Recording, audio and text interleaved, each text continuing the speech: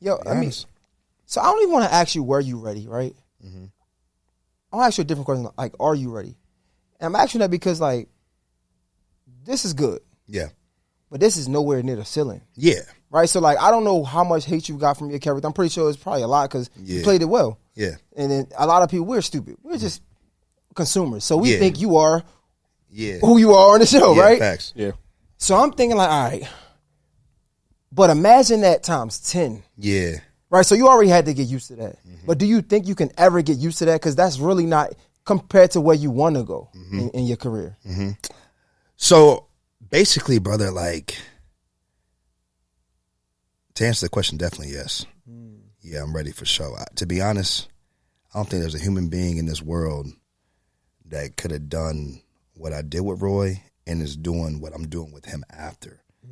And really, really capitalizing on just the moment. You know, I think a lot of actors, I have co-stars, but, you know, they chill. They just actors, you know what I'm saying? They doing their thing and they out the public eye. Me, I have a team around me that's very, very strong, that supports me, that wants me to win.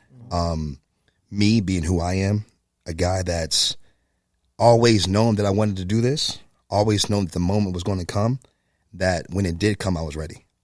So now that it's happening, it's like I said off camera, it's like I've gone through a lot of bull, and I've seen a lot of highs. I've seen a lot of things that people aspire to see. Like playing in the SEC, playing in college football, you go to these stadiums. And then this is like when you play in NCAA 2007 as a high school or a middle school kid, like, no, damn, LSU, Georgia. I'm in these stadiums for real. And with these 100,000 people in there, this is for real. So the stage has never been that like crazy to me because God has always been preparing me on every season of my life. So when an opportunity like this did come, I was ready. So from going to playing in front of 100,000 to having a brief stint in the league to having negative things happen to me as well. A lot of stuff that I didn't want to happen to me. It prepared me for this moment because like I've gone through a culmination of life and it's allowed me to be prepared for this moment and to capitalize on this moment and to always stay humble at the same time. I'm a humble kid. At the end of the day, bro, this whole celebrity culture, even when it comes to me and stuff, it's always kind of been weird to me.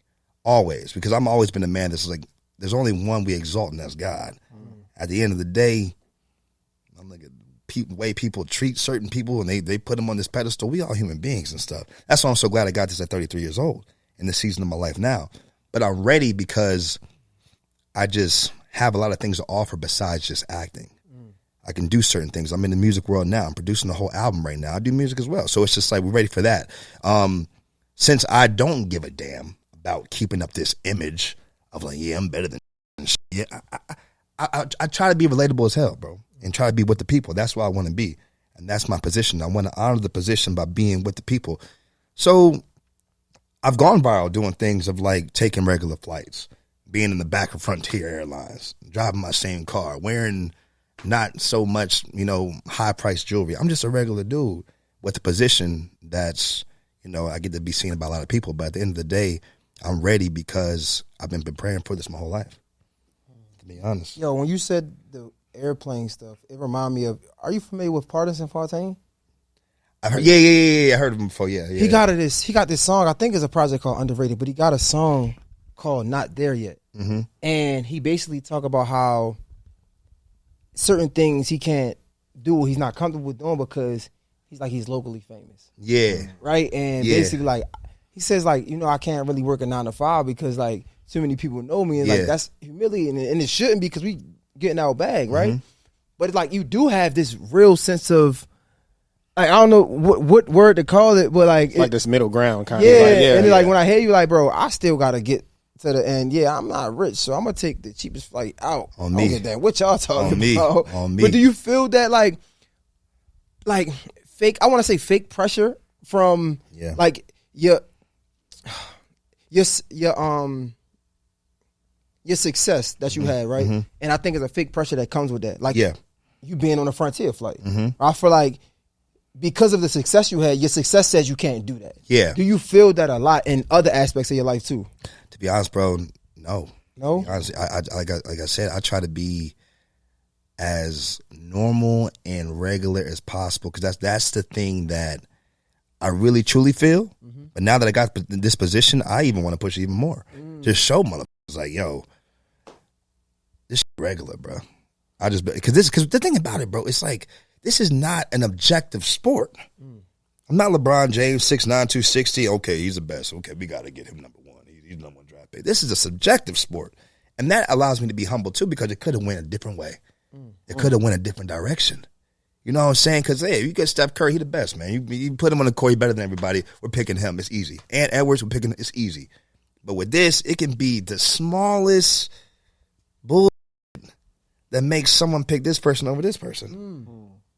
He's darker feature. He has darker complexion. He's 6'2". This guy's 5'11". This guy's this, that. This voice is this. It can be the smallest of shit.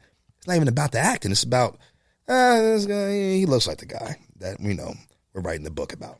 Writing the movie about. Wow. It can be the smallest of things. So that's what keeps me like, I ain't about to flex on nobody. This is a grace of God type thing. This is a blessing that was given to me, but I keep that in mind because it could have went a different way. I could have not gotten the part and I was like, damn, I'm struggling, man. I gotta go clock in somewhere. But now that I got this opportunity, it's allowed me to just like, you know what? I'm gonna be with the people as much as I can and make sure that they seen. Because a lot of these people in this world be like, I'm too good for it. I'm going to make everybody feel seen. And take every picture and look in them in the eyes, ask them their name, and make sure they feel seen. And I do that every day, even yesterday. Yesterday, I missed my flight.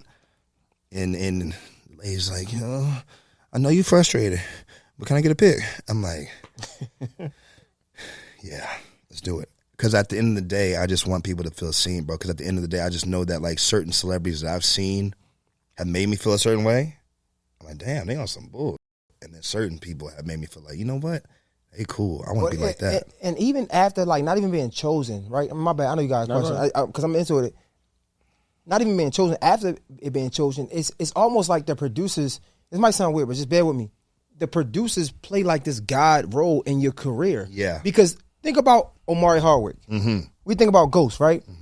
He was the top of the top at a time. And the producer could easily just say, oh, let's kill him off. You're like, what? Yep. Like, why would you? Like, that don't even make sense. You have no say-so. And it's like, just as soon as you was on the top of that mountain, you could be off that mountain no matter how good you are. Exactly. No matter how good you were. So I definitely understand what you're saying. Exactly, bro. And that's the scary part about all this shit. And that's why it's so good to just, like, stay as humble as possible, stay as likable as possible. So at the end of the day, if something like that does happen, people remember you like, he's easy to work with. We can use him over here. And that's just why I tell people all the time. No, I actually have it's a true testament to your character because, I mean, how we met. Yeah. Off of that, you know what I mean? Yeah, like, you didn't facts. know me from a can of paint. Facts. And I just introduced myself. I was like, oh, would you be willing to do an interview? And you were like, yeah, you're down. And one thing that I attribute to that respect is that you followed up. I followed up and you responded immediately. But then, like, bringing it back to the show, right? Yeah. Your character is the complete opposite. Yeah. It's the complete opposite. Yeah. So I just kind of wanted to gauge, like, do you ever feel like kind of a wrestle as you get into the mindset for Roy versus who Julian actually is? Yeah, that's a good question, bro. I get asked that a lot, like, how do you get prepared for this role, baby? At the end of the day, I've gone through so much dark shit in my life, and I've seen a lot of ups and downs, and I've seen, like I said, just a spectrum of things I've gone through. I've gone through, I feel like, every emotion, from grief, anxiety, doubt, fear, intrusive thoughts, worry, fear, whatever, I said it again, but fear, and then I've seen the joy, happiness, positivity, love, passion, compassion, and I feel like with this character, Roy, it was just like a lot of people ask me, like, what's your dream role? And I say, this character I'm playing right now is pretty dreamy, to be honest, because I didn't have to do too much for the role because he's layered, this character's layered, and more so, I brought just my experiences and what I've gone through in life to this character compared to allowing this character to dictate like how I was going to play. I was like, I'm bringing Julian Horton to this character because I see where you can take it. I could have been one-noted and been more like, yeah, I'm just a mean nigga. But at the end of the day, he has his vicious moments, and I've had my vicious moments in my life. He has his, him and Mallory, they arguing, and it's kind of funny and kind of like more light, and I like goofing around and having fun, like having a good time. Roy has a good time, you know. So at the end of the day, I think like through all the things that I've gone through, all the experiences I've gone through, it allowed me to just be prepared to play this particular character. Because they asked me to play in the audition by the characters. And when I saw this Roy guy, I was like, you know what? Everything I've gone through in my life, I can bring it to this guy. Because he just seems like he's trying to figure it out too, just like I am.